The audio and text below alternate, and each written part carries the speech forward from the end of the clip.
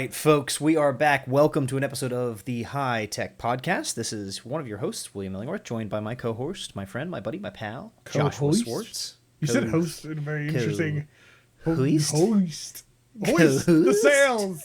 Hoist the sails, podcast. matey. Yeah. We're on to the seas of danger.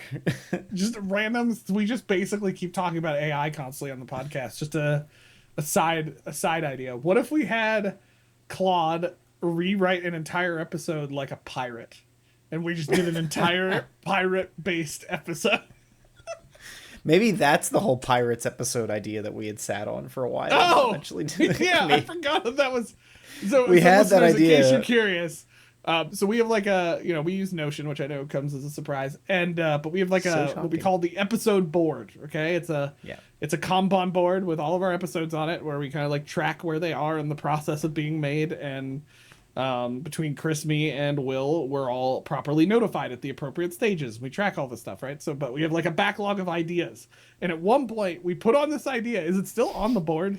Is it, or did we delete it? I don't know if deleted. We might delete it because we had no idea what it was. It just said pirates, like with like question marks next to it, and like we had no idea what that meant. We were like, "What?" Like, I don't know. We left it there for at least too much rum one night, and we were just like, "We should be pirates," and then like it stayed there for a while before we finally gave up and realized we were never going to remember what this idea was. We're not going to know. It was bad. So maybe that's what it was. We were going to rewrite an entire episode like pirates. That was going to be the... It's not a bad idea. It could work. I don't know. That would be a fun experience. Yeah. Anyway, sorry, I took us off track there for a hot second. Nope. Perfectly fine. That is the High Tech Podcast. We don't have a track. We just record. Folks, this is episode 213. That is outstanding. As always, do the social media stuff. Go subscribe, follow, like, reshare, retweet, blah, blah, blah, blah, blah. At High Tech Podcast or at High Tech Pod. If you'd like to be on the podcast, if you'd like to engage with us, ask us questions, tell us that a pirate's idea is the best thing in the world or the worst thing in the world, you should definitely tell us. Yeah, there is Inbox a at hightechpod.us. It's not either or. There is a right answer. I won't tell you what it is, but there is a right answer. And lastly, but not leastly, our website, hightechpod.us, is there at all times with all of this information. Will's trying to reinvent common phrases today in the episode. Co-hoist the sails while we leastly go for things. Yes, exactly. This is good. I have always had a certain affinity with William Shakespeare, so I'm just going to make up my own words. That's all. Yeah, well, some people did it well and became scholars and taught in all English courses, but, Will, it's too early to say whether or not leastly is going to get you there. I still have my shot. You still have your shot. You still got it. That's for sure. There's a shot to be had. Yep. That's for sure. Now, that's the easy stuff. That's all behind us. Good. We're excited for this episode. Still AI. Sorry, turn it off now if you're tired of that. But before we get into the AI stuff, Josh threw me a question last week, so I may as well throw him a question this week. Oh, I did? I don't even remember this anymore. I barely remember what happened yesterday. That's where I'm at right now. Have you etten today? Did you take a shower recently? Are you okay? We got some seriously good pasta sauce. Sam just bought this pasta sauce called like pepper parmesan marinara, and it was delicious. It might have been delicious because I had only had a small piece of chocolate chip banana bread for lunch. That was my lunch today. Ask me if I'm surprised. Not surprised. Probably not. I'm still figuring it out. It's a vibe. You just gotta survive. That's the important part. The baby is fed. That's the most important part. Yes. Yeah. Milo is alive, well, and happy. So many little rolls. Milo is perfect, so you can eat whenever you want to. So what's your question? What do you? Was your question if I was that the question? No, that is not the question. No, the question you asked me last week, like how's things going or whatever. We ended up on my book conversation. So that's right. Come back around to books. I know you're teaching a course right now, but have you read anything outside of since your beach trip? Like, have you been reading anything? Is there anything? Have I read anything outside? Yeah, right. I've been right on it. No, I mean, I don't know. So at work right now, we're reading a book called Student Ready College, which is an interesting concept book. It kind of flips the college perspective on its head, from students being ready for college to colleges being ready for the students that exist today. Yeah. So it's a cool book. It's a good book. I've not been reading that outside work. I've had zero time for reading outside work. I literally it's ironic you asked me this question today, right? So, cause like Will knows this, because as if I didn't have enough to do, I was like, it'd be fun teaching a course, running a podcast, working full time, having a kid. And then why don't I just like start a nonprofit? That would also be fun. That seems like a thing that we should do. So I literally had tasks for the last several weeks about reading several books in the field of like what we're doing in this nonprofit. And I literally just cleared all of the due dates from the tasks this morning. Because I was like, that's not going to happen. None of these are getting done until this course is done. So, what we should play the game, Will, is just for funsies, because I've been tracking it on that dashboard, is how many tasks did Josh complete today? That should be the real question. Oh, okay. It's 29. So that only seems... I know you've done some 40s out there, so what's got you so low? Those were bad days. I've decided it's actually a better day if the number is lower. I want it to be yes, I think that is true. 15. I think that's the... So as Josh works his way down from doing 40 tasks a day, I've actually, in my work, like the book I was talking about last week, The Subtle Art of Not Giving a Single... Oh, yeah. I forgot about that. It's in my notes. I've been setting myself 10 tasks a day. Like, I've set a limit, and I usually, like, start my days with, like, 7, and then leave open space for 3, because there's always a shifting priority. And that's been working out for me. Now, what do you measure as a task? What's a project? Like, that's all separate questions, right? Like, but like, I give myself 10 working blocks, I guess, is a better way to put it. Okay. And then I try and set somewhere between 6 and 8 of them in the morning, and then I leave space for 1 to 2, throughout the day to like come up, or things that may need to become a priority. So that's been working for me. But Josh is working down from 40. I'm trying to work up to 10. Maybe one of us is going to find a healthy work-life balance in the middle. Like, listen, High Tech Podcast, here's the deal. I need to do this, because as Will is saying 7, which sounds like a dream, and I really actually want to be there. And you are in a healthier place than I am. This is what I opened on my other monitor to see if that was even possible. This is my timeline. It's great. What is technically set for tomorrow? 30 things. I gotta figure out at least 10 of those to remove tomorrow. I gotta figure out where those are going. This is great. You might have too much work when. Yep. That's the vibe. That's not a healthy place to be. If I was an outside person looking at that, I would say you're an idiot and fix it. That's what I'm currently trying to do. If you were the consultant on your life. Yes, if I was the person looking at this separately, if I was, this is where I would be at. So, whoops. There's that. All right, well, that's some fun stuff. Yeah, just some personality. We are humans. We see the life and we see the world for what it is. Sometimes we forget to live in it, but we're getting there. We're making it work. I'm living in it. It's just Yeah. Anyway. Now, to the topic at hand, and that is, if we're going to live in that life and that world out there, how much of that life and that world is going to be left for us to live in, right? So the big question... What a transition. One of the big questions... If we live in the world, how much of the world is going to be left? Exactly, yeah. That's the real question. Josh and I both come from a Christian upbringing, and there are significant tenets of conservationism, stewardship, environmental, safety, security, and that. But like, besides that kind of background to our thought processes, I think Josh and I are both invested in the communities we live in, and in bettering the world that's around us. Speak for yourself. I hate it. No, yeah, Josh is, forget those tenets. And burn it down. The quicker we burn it down, the easier it is. No, I'm just joking. Not no. Anyways, one of the big ticket items, though, around AI, ironically, and just before AI, this was still already becoming an issue with data farms, data server farms, and stuff like that. But like AI has, if we were dealing with addition and maybe getting towards multiplication, AI has made this, exponents, right? So it's like 25 to the 10th.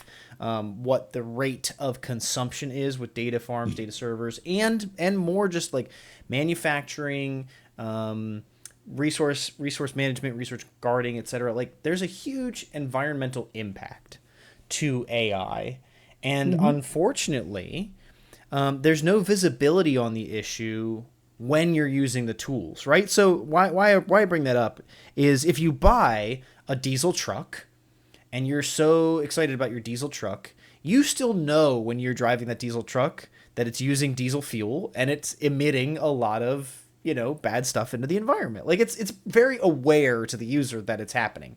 And cars, right? You hear car engines, whereas, the electric cars are so quiet and stuff. There's tells with certain things we do in our lives that there's an impact of using it. AI is like a tool. I pull up a tool, I go on my phone, I go, AI, I have a question for you. And what is not obvious to the end user is that is taking processing power. And while that quick question is not going to change anything, right? Go ahead and ask it to make a pie. Cool. It's not going to. Yeah. But if you use AI day in, day out, and you're building apps with it, you're building websites, you're writing things with it, et cetera, et cetera, et cetera, the more you use it, you are consuming energy and resources behind these tools.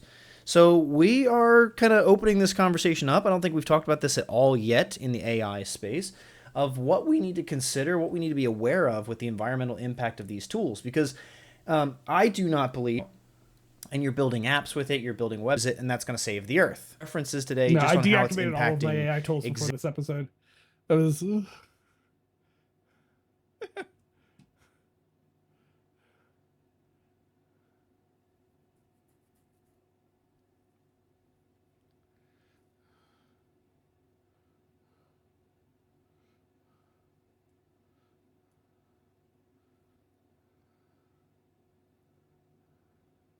existing societies or communities where it's getting planted, but that's a bit of what we're going to dig into now. Josh, how did this idea? I think you were kind of the nexus for this one. We've both kind of rubbed up against it a few times. I've heard it brought up a couple different times. So let me package why we're talking about this in this episode. And I think there's two things I want us to do. I want us to address the person I'm creating in my head as the person who makes this argument. Okay. What's their name? It's a lot of different people. Their name shall be... We're going to name them today. George. Okay, let's just say George. Actually, George, you know what? Hold on. Give me one Listen close. Oh, wait a second. Oh, okay. Scoot. He's scooting, folks. He's scooting off screen. He's scooting back. Okay. When I put the hat on, I'm George. Okay? So hey, George. I am now George. George argues this, okay? Which is we shouldn't engage with AI because it has significantly more environmental impact than other current technologies. And the impact is too great yet for us to engage with AI. Essentially, that's kind of the argument. It's worded in a lot of different ways. Yeah. Me as George, it depends on how much I've had to drink that day. But the argument comes out in a certain fashion. Okay? This is right. George. All right, George, what's your drink of choice? On those days you're drinking too much, George. Is it Mai Tais, gimlets, just whiskey? No, no, all of those would infect the environment too much. I drink just... pure alcohol? I drink alcoholic, natural brewed kombucha. Of course, George is a basement brewer. Yes, while only eating... seaweed. I don't know. I'm clearly not the right person for this. Yeah, I'm gonna take off the George hat for a second because I've to all people who listen who maybe fit that character type. I'm being facetious for a second. Okay, it's allowed. No, but I've heard this argument now several times, a couple different places, right? Yeah. I was hearing it before, every time at an academic conference about AI in the last year, there's always that person who gets up and he's forget even all the ethics and stuff. What about the environmental impact? That's the argument that's brought up.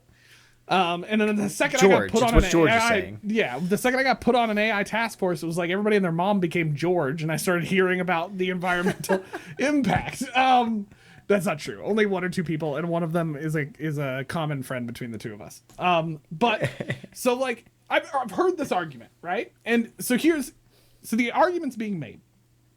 I think there's two things to this argument. One, they're not entirely wrong about the environmental impact, right? We'll list this out. It is not a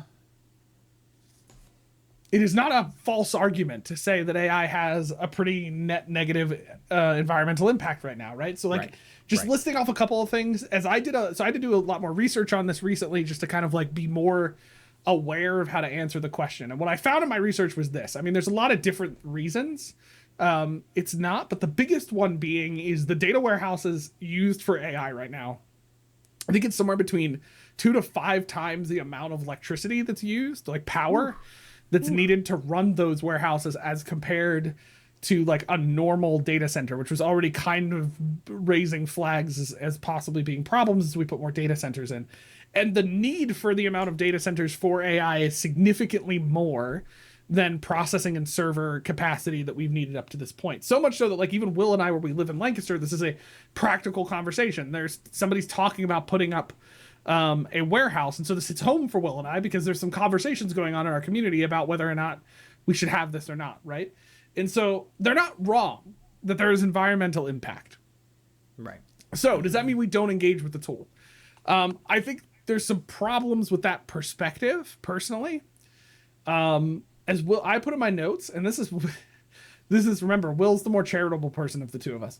I put in my notes at one point to say this is a short-sighted argument would be an understatement. So every technology that's ever been released has always had negative environmental impact for the most part. In the beginning, right? Whether you look at industrial age stuff that had negative impact that we're still dealing with to this day, and there's some debate I know about exactly what that is, but we can all kind of agree that it's, not great unleashing fumes into the environment, probably. So like it's had negative impact, right? Even computers and things that were far less efficient have had different impacts, whether it was e-waste or like look at the phone industry right now. I mean, the phone industry is kind of going through this where there's an insane amount of e-waste coming out of the phone industry.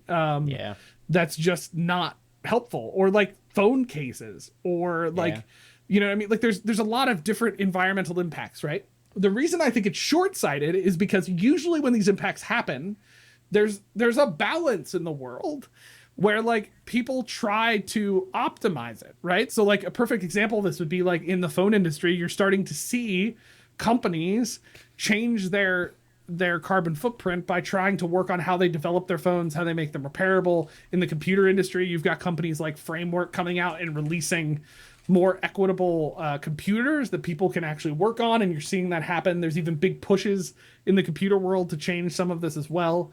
And you've seen regulations come up for a lot of things. And while we might not all agree with all the different regulations or how some people think there's more that should be done, and there absolutely could be, and some people think there's not more that should be done, I think it is unfair to say that most of these industries have not at one time or another attempted to lessen the impact, right? And that they've become impact. Right. And the efficiency we see in the computer industry 5-10 years ago. So I think it's short-sighted because we're literally 5-10 years ago. Italy just unleashed a train to the country and said, make trains. Like we're not like into trains being all over the country. You know what I mean? And so early in the early days, like somebody literally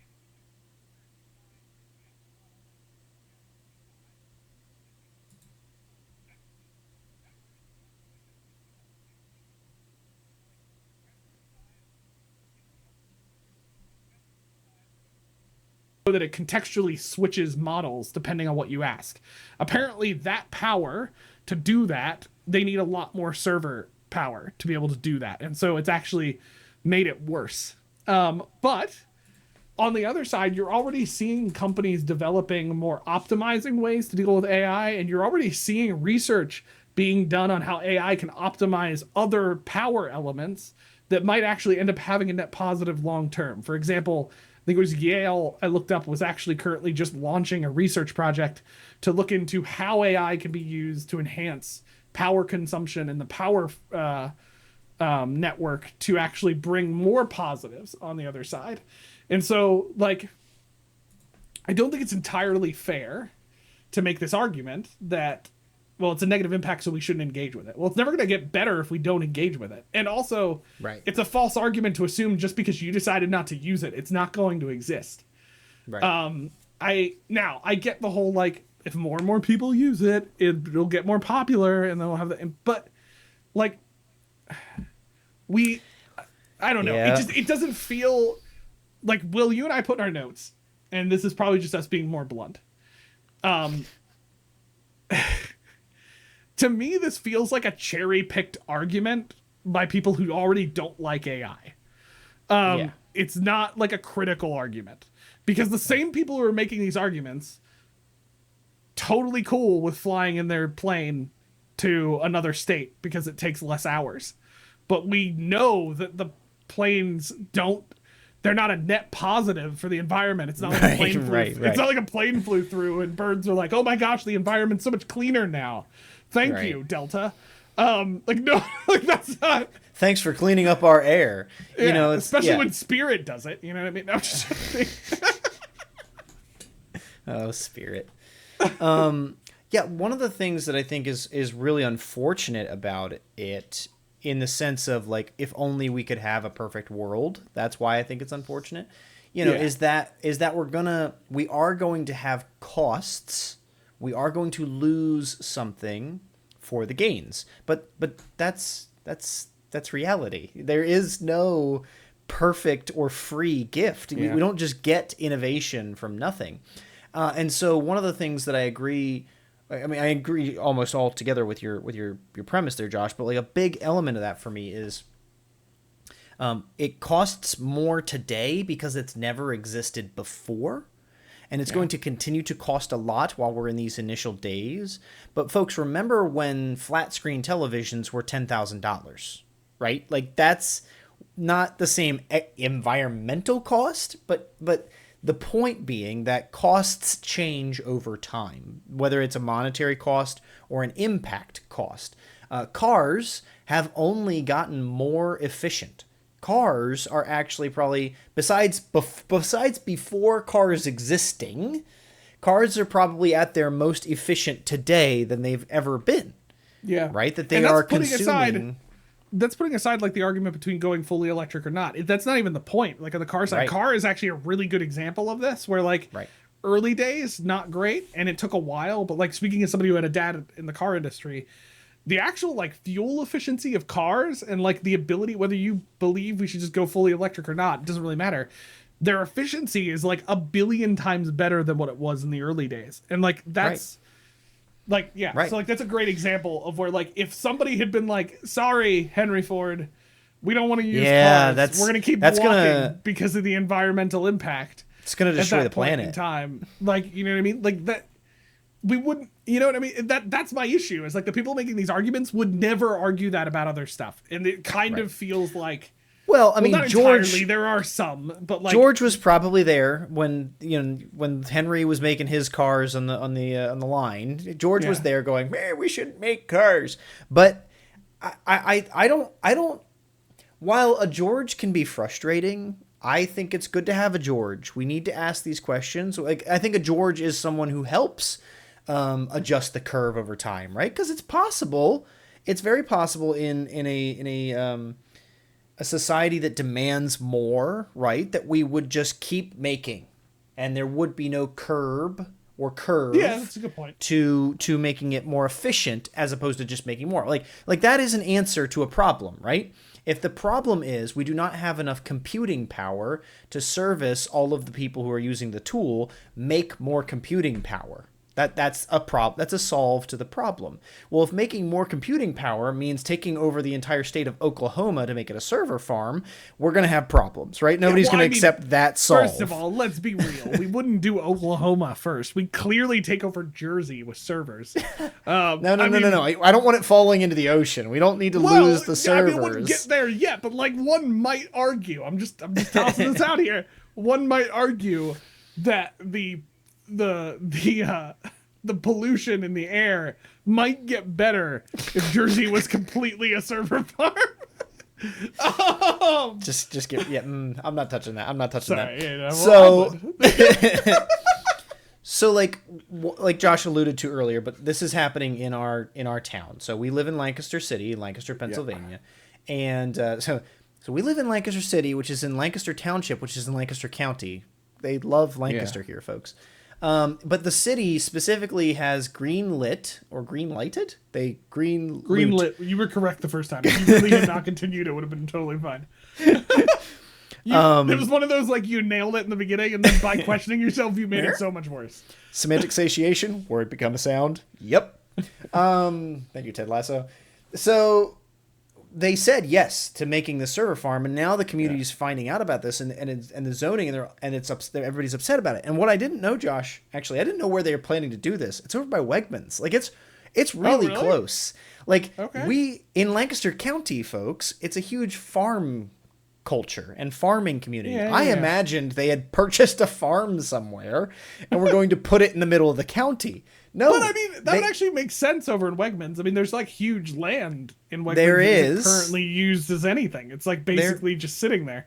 It's an empty plant. It's an empty factory. Yeah. But like, why I bring this up and why I put a little more context to this is because the big issue that this community is asking is they plan to put it in because they were saying it's zoned as a warehouse. Yeah. And unfortunately, I don't have a strong stance on this yet. I don't know if I want this in my community or I don't want this in my community, because it would bring a lot of resources. It would bring jobs. There's a lot of things it would bring, but there are already reports like the one that I think are going to link to. This is from out of Texas. Hayes County residents. They got a data center, and it's already causing issues, both environmental issues, but also people like getting headaches. And there's like apparently it puts out a resonant sound. Based on what we read in the article, it sounds like it was not properly soundproofed, they're still figuring out the dynamic, and so just the like vibrating noise from it has caused, because it's too close to like it's fairly close to residential areas. Right. That's why I'm bringing this up, right? So we've got this one that people are suggesting putting in our backyard, and if it's not done correctly, it could be the next Hayes County issue. Yeah. And, you know, that's where, again, I want a George going, hold on a second, pick me down in the front. I'm George. Did anybody soundproof it? You know, like I want someone asking these questions. So like, here's the deal. Like, I'm not gonna put the hat on, but George, I'm the one who I made the character. Okay. My problem with that, the over stereotyping that we're doing in this point in character, is that the ones of those arguments I often hear, it's not like, did we put in soundproofing? It's like, oh, hey, look at this article we found about noise problem. Delete it all. Like, that's the there's a middle answer, which is where like the side that's arguing that there's environmental considerations is right. We should consider those. We should carefully consider them. Yes. But the Does side it mean that's we arguing shouldn't that do and it? then saying kill it all, I think is a short-sighted argument. I think it's this argument of assuming that we can't fix the problem. And in my experience, my limited experience, the ones making that extreme argument are often caring slightly less about the environment as much as they are about just finding anything they can to criticize AI usage. Like the real environmental people who actually care seem to be actually trying to make a difference doing that. I'm being over stereotypical. I'm sure there's somebody out there who does not fit that, but guess what? You don't have a podcast. We do. I can say whatever I want. And if you would like to say something about it, email us, inbox@hightechpod.us, or if you engage with us on social media. If you'd like to be like, bring more of this Will guy back and get rid of this Josh guy who keeps making some jerky comments. We just want to get rid of George. That's the big thing. Get rid of George. George is kind of a douche. No, but like so I think we're working towards the same point, you know, different angles. Like, we're not gonna stop this. Like let's just think supply chain, right, folks? Like this is one of my personal philosophies and issues with boycotts. If you wanted to boycott, actually, ironically, if you want to boycott the mom and pop down the street, that's going to work. You can boycott a small business. Yeah. Do you want to boycott Costco or McDonald's? Not going to work. It's not going to work. They're too big. There's a point at which a business is too big. And so the community approach or the boycott approach to things like that, the supply chain, let's just say Costco has 1 million units of tissue paper, toilet paper. They bought that 3 years ago. I don't know, literally no, but like you're not going to stop Costco from killing trees by getting them to, stop selling toilet paper and sending out reusable wipes. Like, I mean, that's partially true. I mean, it depends on how many people, right? Like the perfect example would be Target just recently had some kind of boycott that like backfired on them. You know what I mean? They're a fairly large company. That's not like at the same time literally just changed their logo back to the original logo because they lost so much stock from the population. And it takes that kind of groundswell, right? But like, yeah, it's not easy. Is your point? I don't see AI getting stopped or significantly negatively impacted by these kinds of movements, right? Like, people are buying hundreds of acres to build these farms, and they're buying it privately, and they now own it, and they're doing it. Unless somebody stops them, which the laws aren't there to do it, right? The laws don't exist to stop this because this is all new. There will be laws that get in the way of this, like we're having with Airbnb and the short-term rental boom, right? Yeah. Lancaster City just recently changed that, so you cannot have if you want to have something on Airbnb in our city, it has to be a 30+ day stay. You can't just rent something for a weekend for a week in Lancaster City, right? Like, the laws are changing to try to address these issues, and so that's one of the things I think would be great that we do now. Let's consider the environmental impacts. So that we can set these. I don't need it to be laws, but it's going to be. Let's set the policies in place so that we put this thing not in the middle of the city, but 10 miles outside of the city, where it's not going to negatively affect anybody. Like, it's got to exist. So let's make sure it's going somewhere that's not going to have a significantly negative impact and may become, significantly negative impact and may be silent and net zero, AI server farm.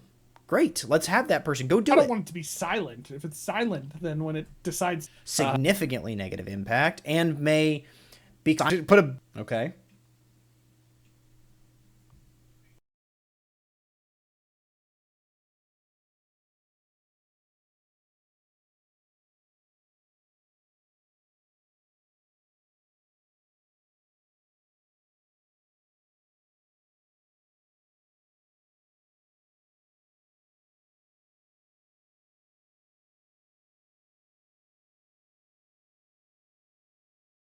in the midst of that, I do have just one idea, Will, that needs to be a thing, mainly because I think this would just be hilarious. Okay, this is not actually what happens. Environmental. I'm not making the argument that people actually try to argue this, but it would be really funny to make an AI that every chat you ask, it tells you the exact environmental impact in number of penguins that died. You know what I mean? Like it's just.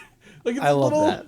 Like, if somebody could create an AI where your tokens are like penguins that are alive, this is a horrible thing. But I think this would be so dark, ridiculous. Like, you ask it something and just a penguin, and the bottom goes like, ee!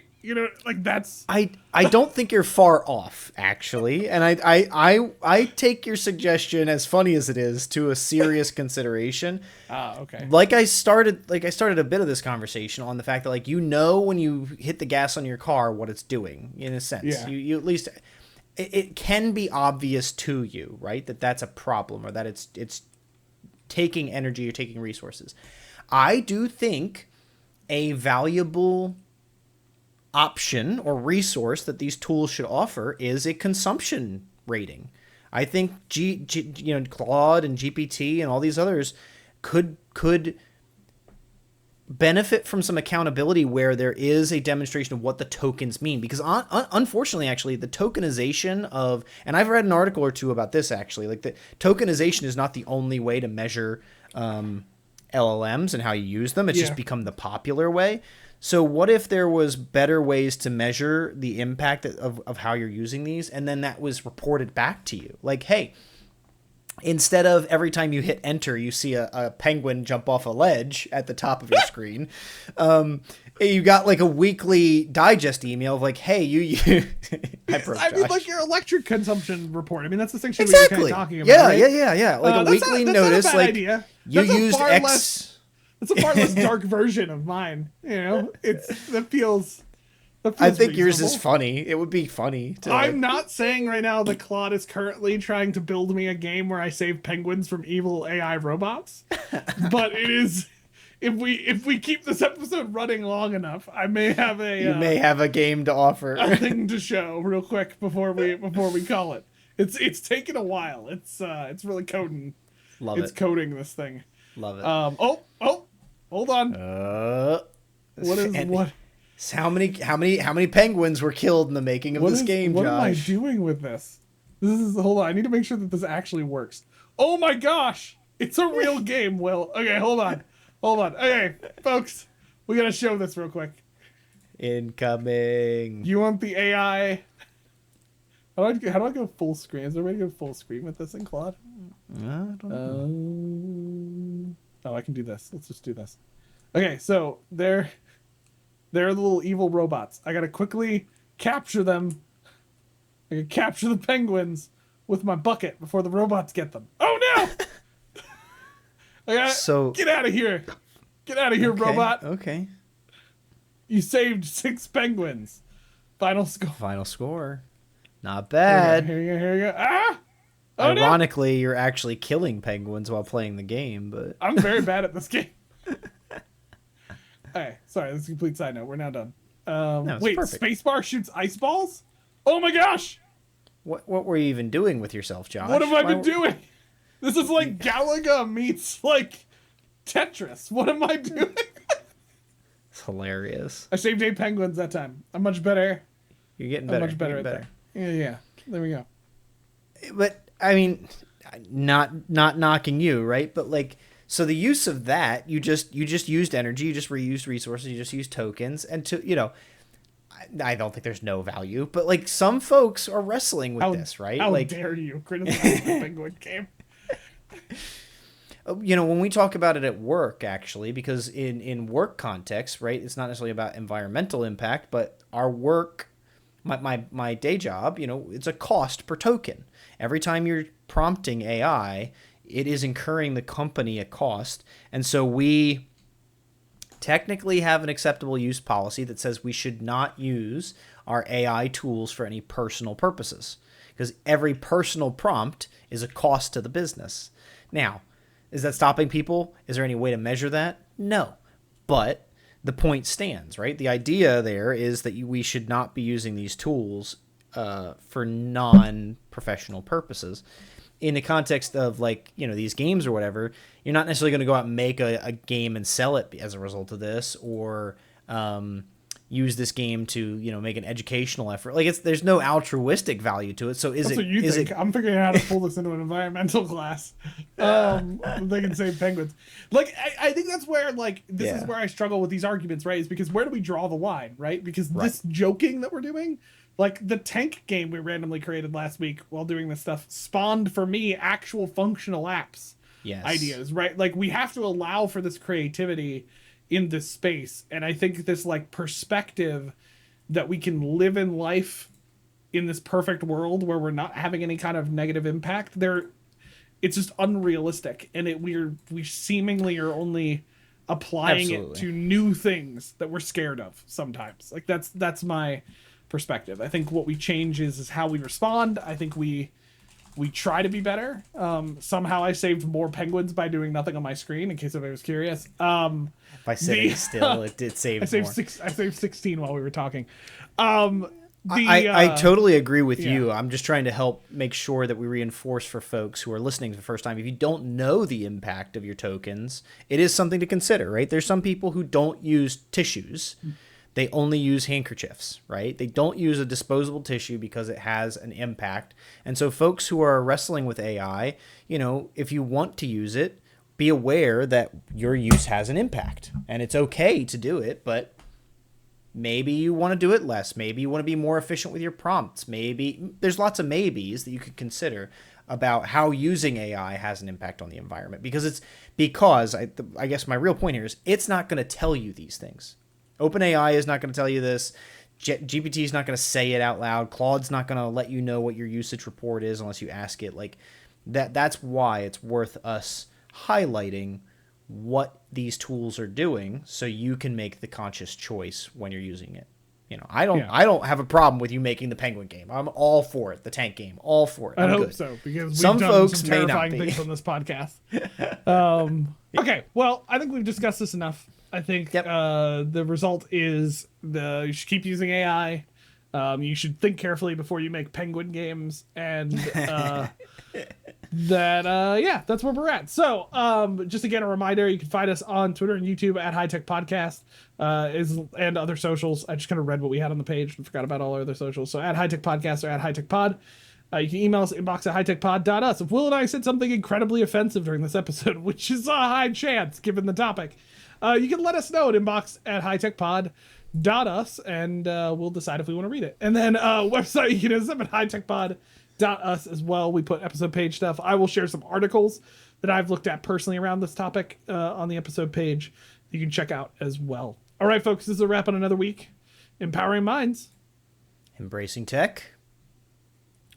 Cheers. Cheers. Buckle up, let's ride.